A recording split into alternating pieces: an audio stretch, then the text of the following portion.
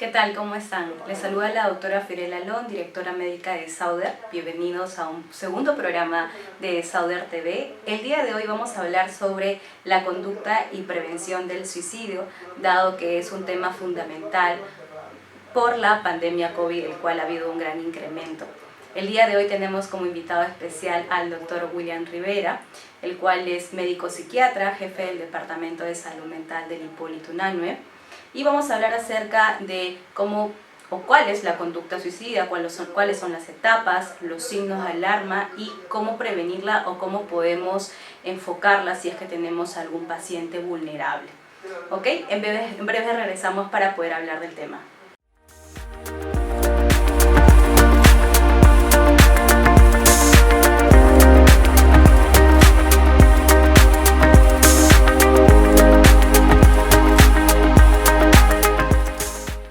¿Cómo están? Continuamos con un programa más de Sauder TV. Tenemos el agrado de presentar al doctor William Aguilar Rivera, médico psiquiatra. ¿Qué tal? Mucho gusto, doctor. ¿Cómo está? ¿Qué tal? Yo soy el jefe del Departamento de Salud Mental del Hospital Nacional Hipólito Unanue. Tengo un libro que se denomina Neurociencias y Psiquiatría y también soy docente de la Facultad de Medicina de San Fernando. ¿Cómo está?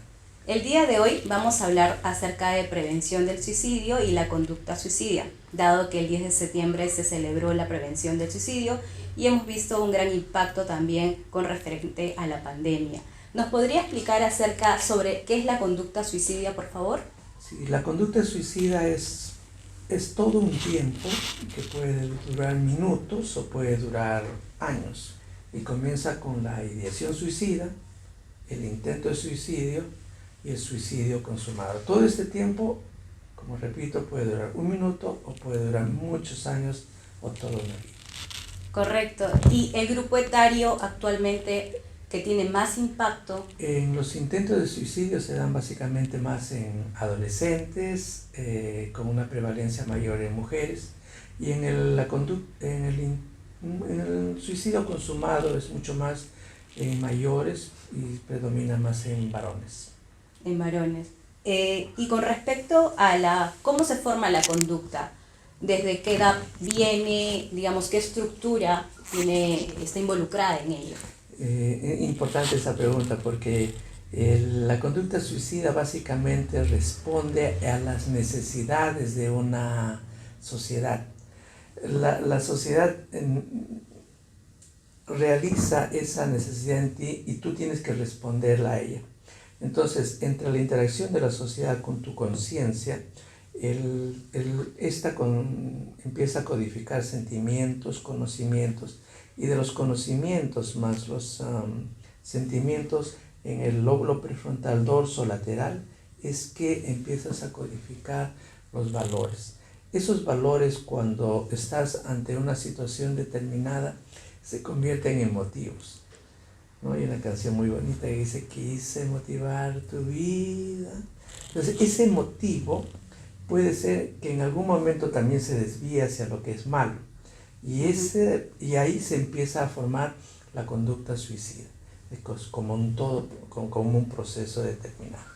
Ok, entonces podemos decir, digamos, si tiene que ver mucho con los valores, con la interacción con la sociedad también. Así es. La sociedad de por sí influye mucho en esto y podemos decir que el consumismo, los estereotipos que puede haber también dentro de la sociedad pueden influir para que la persona tenga esta conducta. Efectivamente, porque el consumismo que ha prevalecido mucho a partir de los años 80 hasta la actualidad te da un molde que a veces uno desde Sudamérica no puede acceder.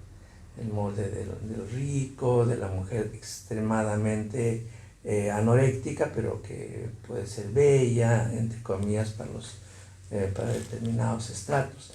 Entonces, cuando uno tiene límites que no pueden ser alcanzados o valores que pueden ser desde los más disímiles, por ejemplo, como irse a la guerra, que es una forma muy atenuada de suicidio, o por ejemplo, enfrentarse a situaciones en las cuales uno cree que ya no hay soluciones porque no voy a poder afrontar, ¿no?, esta situación, pues te hace muy vulnerable. Por eso es que la prevalencia mundial de suicidio es básicamente de 12 de cada 100.000 personas. Y por cada suicidio consumado existen 20 intentos de suicidio. El problema es que estos 20 intentos de suicidios, que básicamente se dan en adolescentes, no son adecuadamente tratados por un equipo multidisciplinario y especializado, porque son jóvenes que son muy plásticos y entonces son muy vulnerables a algunos estresores psicosociales fuertes. Por lo cual es necesario que el paciente, cuando intente suicidarse, pues no llegue a la emergencia, le digan, es un carbamato y que se vaya para su casa porque me estás ocupando una cama. Es mucho más complejo que eso. Es un trabajo multidisciplinario, como usted menciona. Así es. Exacto. Con respecto a los signos de alarma, ¿qué signos tengo que tener en cuenta si tengo un familiar, digamos, quizás puede tener algún diagnóstico o no, pero en los adolescentes más o menos? ¿Cuáles serían los signos de alarma para los padres? Sí, es muy, muy importante para la familia. Por ejemplo, el paciente empieza a aislarse, empieza a dar síntomas de mucha irritabilidad, cambia su forma de ser, ¿no? Y sobre todo empieza a dejar mensajes, mamita, te quiero mucho, perdóname, etc. Entonces uno tiene que estar rápidamente atento a ese tipo de circunstancias. No ser amigo, sino ser una persona en la cual empiece a ser confidente del adolescente. El adolescente per se es muy irreverente, tiene mucha fuerza, mucho poder, pero le falta experiencia, lo que él puede ser complementado por la madre o el padre o la familia cercana. Y en el caso, digamos, tengamos una familia que no esté integrada, que falte mamá o papá por múltiples factores, ¿cómo podríamos, digamos, hacer el apoyo o el soporte a este paciente? En el caso hablemos adolescentes, ¿no? Claro, siempre hay alguien. Puede ser una persona que sea, por ejemplo, que sea huérfano, pero si hay una persona, un tío, un primo lejano, etcétera, al cual él pueda seguir como molde, ¿no? Entonces, y sobre todo en los primeros años de vida se produce el apego, ese apego que cuando no es bien llevado durante los primeros años de vida, pues te predispone a muchas patologías en la juventud, sobre todo en trastornos mentales. Correcto. Y con respecto al COVID, yéndonos ya más para este lado, ¿cuál ha sido el impacto del COVID o cómo se va a ver en unos años con respecto a las conductas suicidas? Claro, el COVID no solamente ha tenido que ingresar al pulmón y generar los problemas que conocemos, sino también por vía linfática, por vía olfatoria, por vía sanguínea, llega al cerebro y puede generar la misma circunstancia que generó en el pulmón, por lo cual puede, en el futuro, en ese momento, puede presentar cualquier trastorno mental o cualquier trastorno neurológico, incluyendo ACVs, trastorno de estrés postraumático, trastornos de ansiedad, etc. Eso se da en la etapa aguda, lo cual te haya dado COVID o no te haya dado COVID, te hace vulnerable en conceptos de trauma para que en un futuro tú hagas suicidios. En la etapa de la pandemia ha habido muchos suicidios, no se dice mucho públicamente, pero estamos calculando que de acá a 5 a 10 años va a haber una gran ola de suicidios por el concepto trauma.